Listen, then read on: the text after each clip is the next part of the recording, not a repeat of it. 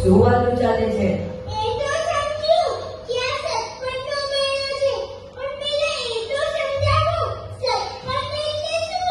જો સત્પથ એટલે શોર્ટમાં સમજાવું તો સતને પકડીને આત્માને પરમાત્મા સુધી પહોંચાડવાનો પથ એટલે સત્પથ. સમજાયું? હું દીદીને બોલાવું, દીદીને સારી રીતે સમજાવશે. દીદી દીદી અમને બધાને સારી રીતે સમજાવો કે સત્પથ એટલે શું? જુઓ, આપને કચ્છમાં જવું હોય તો કેવી રીતે જવાય? રાઈટ, એવી જ રીતે આપણે પરમાત્મા સુધી પહોંચવું હોય તો સાધનની જરૂર પડે ને. એ સાધન એટલે ટ્રેન, એટલે જ સત્પથ. પણ દીદી ટ્રેનમાં જવાનું ટિકિટ જોઈએ, તો આ સત્પથની ટ્રેનમાં ટિકિટ કઈ જોઈએ? હા, ગુડ ક્વેશ્ચન. આ ટ્રેન માટે પણ ટિકિટ જોઈએ. આ ટ્રેનની ટિકિટ છે આપણા સદગુરુએ આપેલી શિક્ષાપત્રી, જેમાં 100 ક્રિયા લખી છે. એ ક્રિયાનું જેટલું પાલન થઈ શકે એટલું સારું.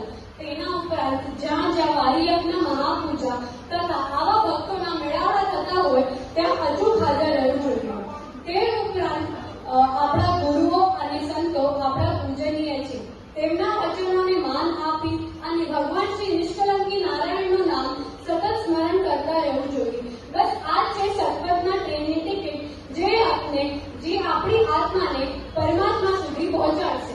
પણ દીદી, આપણા દરેકના જીવનનો છેલ્લો સ્ટેશન પરમાત્મા જ છે, તો આ વચ્ચેના બીજા બધા કર્મો કરવાની શું જરૂર? જેમ કે આ સ્ટડી ના કરીએ તો ના ચાલે? ના જાય, ના ચાલે. પણ કેમ? ક્યારે? કેમ? કઈ કે તમે જ્યારે ટ્રેનમાં જાઓ છો ત્યારે શું ખાલી ટિકિટ લઈને બેસો છો? ના. બસ એવી જ રીતે ટ્રેનનો સફર એન્જોય કરો છો, મસ્ત રમો છો, જમો છો, પોતાના સાથે આવેલા પ્રિયજનોનું ધ્યાન રાખો છો. બસ એવી જ રીતે આ જીવન એક સફર છે, જેમાં આપણા સાથે આવેલા દરેક લોકોનું આપણે ધ્યાન રાખતા, એકબીજા સાથે હસતા રમતા આ જીવન માણવાનું છે. ને આ જીવન માણવા માટે કર્મ તો કરવા જ પડશે, જવાબદારી પણ નિભાવવી જ પડશે. તો દરેક જવાબદારી અને કર્મો સાથે આપણે આ જીવનને સારી રીતે માણી શકશું. જેમ કે જો અત્યારે આપણે સ્ટુડન્ટ છીએ તો આપણું કર્મ છે સ્ટડી. જેવી રીતે આપણે મોટા થશું એવી રીતે આપણા કર્મ પણ બદલાશે અને જવાબદારી પણ બદલાશે. તો એ દરેક જવાબદારી સાથે આપણે આપણું જીવન સારી રીતે જીવી શકશું. હવે તમે લોકોને સમજાણું સત્પથ એટલે શું?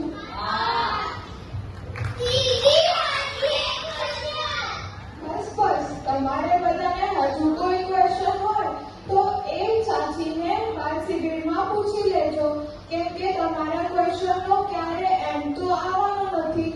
પણ આપણે અહીંયા આપણા પ્રોગ્રામને શરૂઆત કરવા માટે મોડું થશે, તો ચાલો આપણે આપણા પ્રોગ્રામને શરૂઆત કરીએ.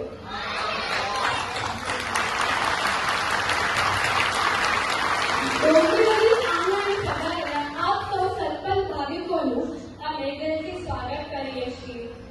આખો દિવસ આજે જે આપણે સંગીત પૂરું પાડશે એવા સાત્વિક અંકલ તથા આપણે જે આખો દિવસ જમાડશે એવા રમેશ મહારાજ, અને આ હોલમાં અલગ અલગ રીતે આપણે આ પ્રોગ્રામ માણવામાં મદદ કરશે એવા દરેક ભક્તોનું અમે ગંભીર